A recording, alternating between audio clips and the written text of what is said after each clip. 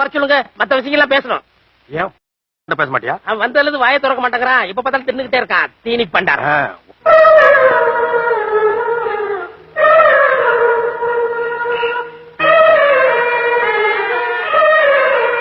காமாட்சி என்னங்க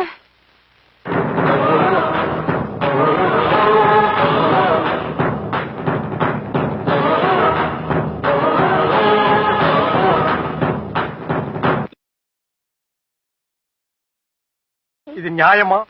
உனக்கு அடுக்குமாடா?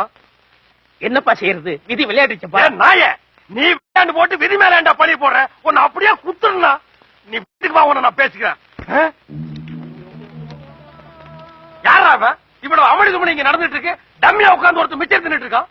என்று வந்துடக்கூடாதுன்னு நான் தான் கண்ணு 20 வருஷமா சோறு போட்டு வளர்த்திட்டு இருக்கிறேன். ஐயோ, நல்ல குடும்பம், நல்ல மதர்.